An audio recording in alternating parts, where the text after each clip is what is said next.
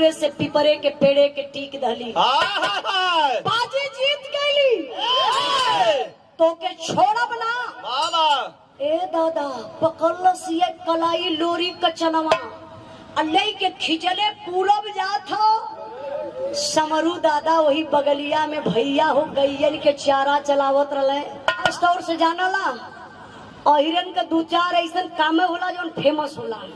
अहिरे के दुआरे भैंस जरूरी रही है अहिर कराई तो भी रहे कराई। एक काम में परिवर्तन भयल भैया दूध बेच के दारू पिए शुरू कर दले। हाँ थोड़ा थोड़ा तब ले भैया हो लोरी का कलैया पकड़ ले चनवा खिंचले पूरब जात बा। समरू दादा के लोरी के देखल तो जाए ऐसे पैरवा छुअत हुआ कल आशीर्वाद ले ले कल पा लगी दादा खुश रहा बेटा। पैरवा जब छुअल समरू दादा का मुहवा बवाए गल। समरू दादा का ना करे लोरी का एक पे एक फ्री है कारे करे अब हम तोर कलिया बियाह कैली करे ई कवन बारे बोल। समरू दादा बाबू जब पूछल न तो लोरी के बतिये देवत बा। बहुत देरी के बाद कहन दादा इहे बचनवा जवन हमारे जिंदगी में आए के मोहब्बत कैलस अब प्यार में बाजी हार गईली पूरब लेके जात बरे बाप रे बप्पा बड़के भाई समरू दादा के आंख से आंसू चले लगे। समरू दादा रोवत हो बिरहा में एक लाइन लोरी बा मास्टर साहब जल्दी आवाज एक लाइन लोरी।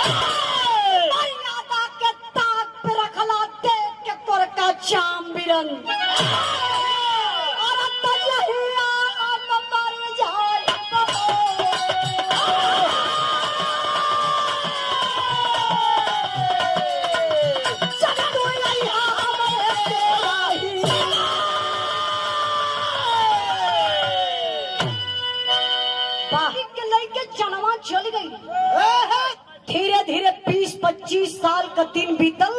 एक बार लोरी के याद आयल कि मंजरी से मिले कहले चलल हो मंजरी से मिले कैसे चलना बिरहा में आल्हा कलाई मास्टर साहब।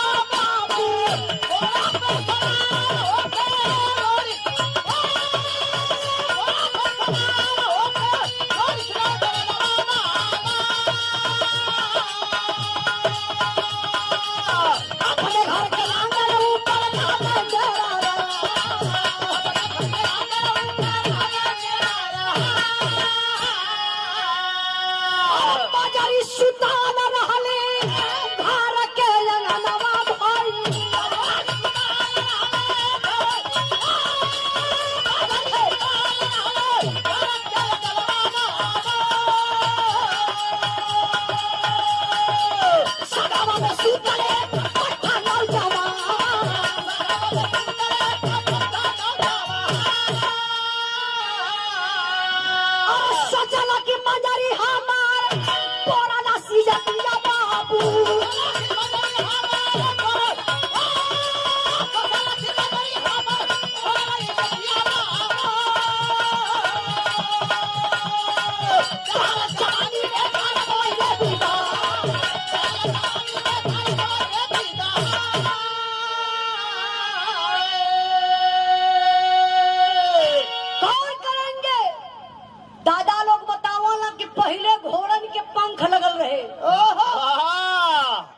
वह पंखवा निकाल के हेलीकॉप्टर में लगा गया हो।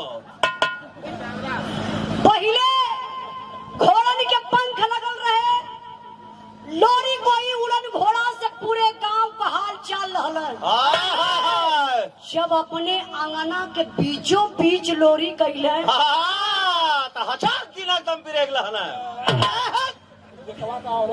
अच्छा भैया घोड़न के कहाँ ब्रेक होला? होला तुम्हारी खानदान में क्यों चढ़ल रहा तब जाना। अंगना के बीचों बीच अइलन, वही अंगनवा में बाबू मंजरी सुतल रहली। अब मंजरी के बगलिया में कौनो पट्ठा नौजवान मर्द सुतल रहल। अरे लोरी जब देखला ना बाबू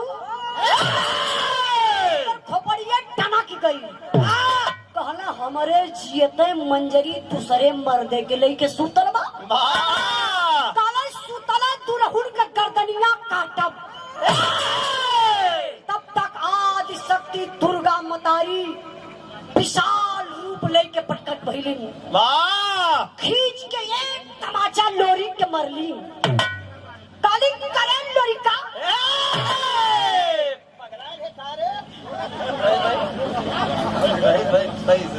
का करे यार, हरा गई का लोरी कलम आई पागल ना हो। देखा मंजरी के माई काली करे लोरी का तुके का हो गल? मंजरी सुतल न बारे। लोरी काला माई मंजरी के देखा था आहू मंजरी के बगलिया में देखा कौन पट्ठा नौजवान मर्द सुतल हो। दुल्हन का गर्दनिया काटम माई तब सांस ले। दुर्गा माई कली ओ करे लोरी। मंजरी बहुत बड़ी गलती कैले हरे। कौन गलती कैले रहल? ओके लुगदा वाली मच्छरदानी लगा लेवे चाहत रहा, तब ना देखा तू ऊपर देखा जुगाड़.com बड़ा जुगाड़ू लोग इंडिया में हो। माई दुर्गा काली ओ करे लोरी तब पगला गईले। खरे पहचानत ना है मंजरी के बगल में कौन मर्द सुतल बा। सुन हमार बात, आदि शक्ति दुर्गा मतारी बतौली की मंजरी के बगल में कौन मर्द सुतल बा मास्टर।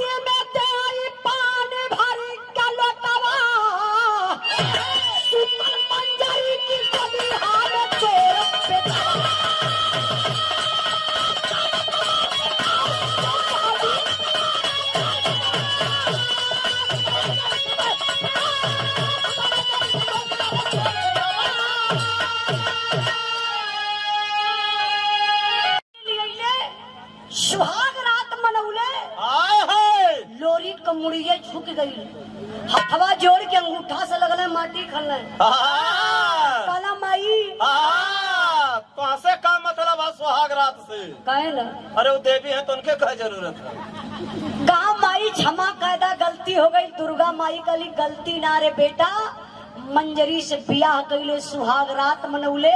वही पहले मिलन में मंजरी के गर्भ रह गए। ये बताओ कि तब 20 से 25 साल के बाद अब थे का वही नु गर्भवा पेटवे में रही। पर इंतजार करी, बेटा पैदा भयल पाल पोस के मंजरी देख सयान कैले बा, पहलवान बनौले बा। अपने माई के बगल में बेटवा सुतल बा, तोर बेटा बरे। अरे बाप रे पप्पा, लोरी खड़े खड़े कांपे लगल।